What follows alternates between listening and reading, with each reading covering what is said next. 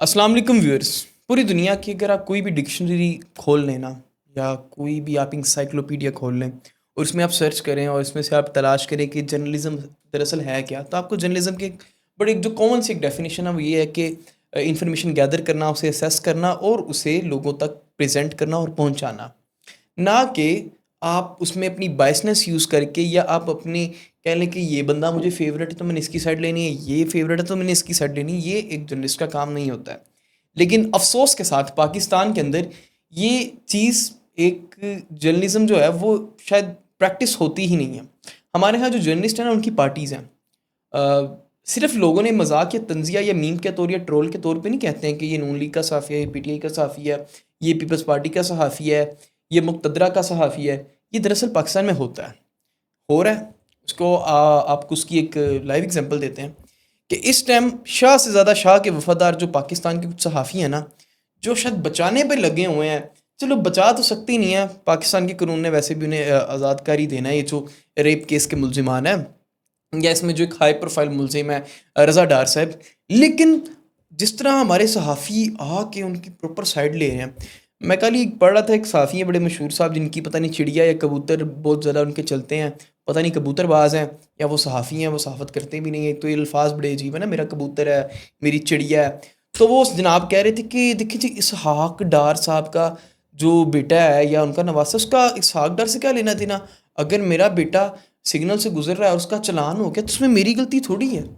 पहली बात तो चलान में और एक रेप केस के अंदर बड़ा फ़र्क होता है। नंबर टू, आप जितने बड़े ज़िम्मेदार शख्स होते हैं ना, आपके ऊपर जितने ही ज़्यादा आपके पास पावर का एक्सेस होता है, उतना ही ज़्यादा आपके ऊपर एहतसाब का जो एक पैमाना होता है ना, वो ज़्यादा ही आपके ऊपर कड़ा होना चाहिए।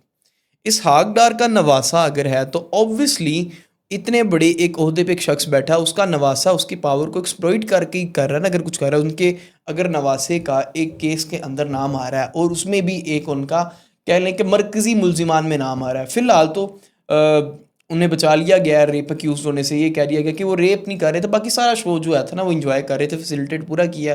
हालांकि उन फ़ॉरेन औरतों को बुलाने वाले रज़ा डार साहब, उन्हें ठहराने में, उनके वीज़े लॉ करवाने में, फिर उनको पूरा पाकिस्तान की नथिया शथिया घुमाने में वो इन्वॉल्व। फिर अलेजिडली ये सुनने में आ रहा है कि उन्हें जिस बहाने उस घर लेकर ले जाया गया जहाँ उनका रेप हुआ है, वो ये बहाना था रज़ा डार साहब लिखे कि जी वहाँ कोई फैमिली बर्थडे शड्डे सीन है, आप चलें। वहाँ जाके उनका रेप होता है। और फिर तो वो जो पहली इनिशियल एक एफआईआर आई थी उन दो लड़कियों की, और उसके अंदर स्टेटमेंट्स में भी लिखा है कि रज़ा जो था वो एक्सटॉर्शन और रैंसम जो था वो हमसे डिमांड कर रहा था। गो ये कि उसे रेप वाले मामले से बचा लिया गया। तो उस एफआईआर में भी है कि वो उन्होंने सेक्सुअली असॉल्ट नहीं किया। लेकिन हमारे यहाँ सहाफ़ी बैठकर भाई डिफेंड करने पे लगे हुए हैं, ऐसे जैसे पता नहीं पाकिस्तान का कोई इंडिया के साथ जंग का मामला, और हमने भाई इसहाक डार साहब के नवासे को भी डिफेंड करना है। चलो उसे करें ना करें, हमने डार साहब को ज़रूर डिफेंड करना है। ये सहाफ़ी तब किधर से, जब पूरे पीएमएलएन का जो एक मीडिया था वो इस बात पे चढ़ा हुआ था कि वो एक फेक सा मेन्यू दिखा के कि इमरान खान के बेटों ने अमेरिका के एक रेस्टोरेंट के अंदर बैठ के सूअर का गोश्त खाया, ये देखें जी, ये देखें, ये देखें। हालांकि वो झूठ था। चले मान के भी चले इमरान खान के बेटों ने खाया था सूअर का गोश्त, तो फिर हम भी कहते हैं। तो फिर ये जवाब वहाँ भी बनता है ना कि इमरान खान का क्या लेना देना इससे। फिर वो इमरान खान के एक भांजे हैं, उनकी फैमिलीज़ की तस्वीरें ही देखें जी, कितने ओपन माइंडेड हैं। फिर बात होगी यार कि इमरान खान का क्या लेना देना अगर इस साकदार वाले मामले में है। लेकिन फिलहाल आपको देखना होगा कि अरबाब इख्तियार इस टाइम कौन है, हुकूमत किन की है। इसाकदार साहब क्या डिप्टी प्राइम मिनिस्टर नहीं है? और क्या इस केस के अंदर जिस तरह के इस टाइम झोल निकल के आ रहे हैं, और जिस तरह ये एक कह रहे हैं ना कि वो स्क्रीन के ऊपर एक खेज की फिजा बन रही है इस केस के अंदर, कि आपको समझ नहीं आ रहा, इतना ब्लर चल रहा है कि यार हकाइक हैं क्या। एक तरफ पुलिस कहती है कि हमने तो भाईजान जहाँ की उन लड़कियों को बाजियाब कराया, और हमें सीएम पंजाब की तरफ से डायरेक्ट ऑर्डर है कि भाईजान ऐसी की तैसी फेर दो, मेरिट पर केस को लड़ना है, और हमने जाके उनको बाजियाब कराया प्रॉपर ऑपरेशन करके उस घर से। दूसरी तरफ यासिर शामी साहब उस बंदे को भी ले आए जो कंपाइलेंट है, एक दूसरी एफआईआर दर्ज हुई है। अब एफआईआर तो दर्ज हुई ना, वो जो शख्स क्लेम कर रहा है कि मेरी गाड़ी के साथ रज़ा डार साहब की गाड़ी टकराई, टकराने के बाद मेरा 3 लाख का तकरीबन उसने एफआईआर में लिखवाया कि मेरी गाड़ी का नुकसान हुआ है। जिसके जब उसके टकराने के दौरान जब एक केओस बरपा हुआ, उस केओस के अंदर वो दो लड़कियां निकली, जाके उन्होंने पास की दुकान में जाकर उन्होंने शेल्टर लिया, और फिर वहाँ पर पुलिस है, वहाँ से पुलिस ने रेस्क्यू किया, वो भी लोकल लोगों ने बुलाया। अब यहाँ पर दोनों चीज़ें कॉन्ट्रडिक्ट होती हैं। मैंने कल भी अपनी वीडियो में बात की थी कि अगर रज़ा डार साहब कि ये वाली कहानी सच्ची है कि उनको मतलब कि बाजियाब करवाया गया और या पुलिस ने जाके उन लड़कियों को बाजियाब कराया।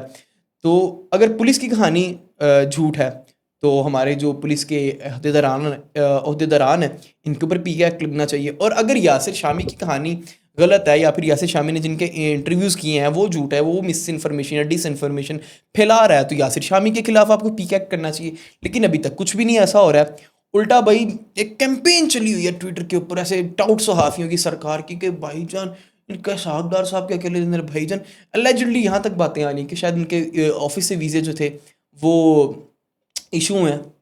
तो ऑब्वियसली भाई अगर इसहाक डार का नाम नहीं आएगा तो क्या वही बात कि इमरान खान का नाम आएगा जिनके नवासे हैं, तो ऑब्वियसली वो उनसे लिंक तो है ना, चाहे इसहाक डार डायरेक्टली इसके अंदर इन्वॉल्व हैं या नहीं है। फिर एक और वो मुअम्मा है कि भाईजान वो जो बोस बोस बंदा निकला वो कोई आम सा एक नॉर्मल सा मुजरिम निकला जिसके ऊपर 8 पर्चे, समझ नहीं आती। रज़ा डार एक कितनी बड़ी शख्सियत का नवासा है, वो एक छोटे मोटे मुलजिम के हाथों कंट्रोल होता रहा। कहा की ड्रामेबाजी आपने लगाई हुई है। और अब तक तो ये है कि उनमें से 3 जो थे सस्पेक्ट्स उनके डीएनए जो हैं वो मैच कर चुके हैं। और उसके अलावा जो 3 से 4 और सस्पेक्ट्स हैं, अदालत ने उनका भी फिजिकल रिमांड 5 दिन के लिए पुलिस को दे दिया है।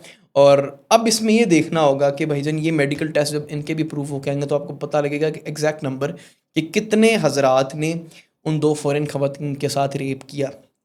और उसके बाद चले मान कर चले रज़ा डार साहब इन्वॉल्व नहीं है सेक्सुअल असॉल्ट के अंदर, लेकिन उनके अंदर जो क्या जो दीगर उनके ऊपर इल्ज़ामात हैं लाइक एक्सटॉर्शन रैंसम, उनको फंसा कर पाकिस्तान लाना और इन सारी चीज़ों में एज अ फैसिलिटेटर एक किरदार अदा करना, तो क्या उससे भी वो बाहर आ जाएंगे? और सही बताऊं, अगर वो बाहर आ जाते हैं ना और वो बरी हो जाते हैं इन सारे इल्ज़ामात से, तो मेरे लिए कोई अचंभे की बात नहीं होगी, कोई हैरानगी की बात नहीं, कि पाकिस्तान में आपने मुतअद्दिद बारी देखा है शाहरुख जतोई का केस हो जाए, कोई बड़े से बड़ा केस हो जाए, यहाँ बड़े से बड़े करप्शन के केस हों, भाईजान पाकिस्तान में हर बंदे को इंसाफ मिल सकता है, माँ सवाए जिसके पास पैसा नहीं है। जिसके पास पैसा है, इंसाफ भैया आपके पास है। शाहरुख जतोई वाला केस क्या है उसका बताएंगे, दिन दिहाड़े एक बंदे ने कत्ल किया और बाद में चंद सालों बाद वो बंदा बाइज्जत बरी भी हो गया कि वो डेरे का बेटा है, कुछ नहीं।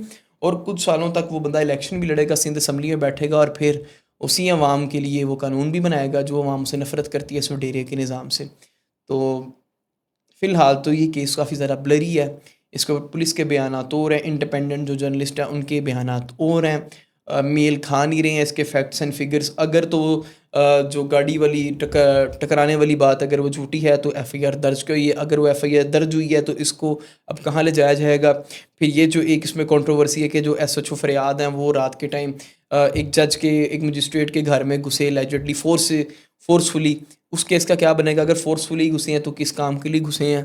फिर उसमें और भी हकाइक एलिजिडली के वो उनके बीच में काफ़ी मुंहमारी हुई मजिस्ट्रेट के बीच में और एसएचओ के बीच में। अगर एसएचओ बिल्कुल कानून के मुताबिक घुसा तो उसके खिलाफ एफआईआर भी क्यों हुई है? तो ये ऐसे सवाल हैं जिनके जवाब अभी तक बहुत ज़रा ब्लर है।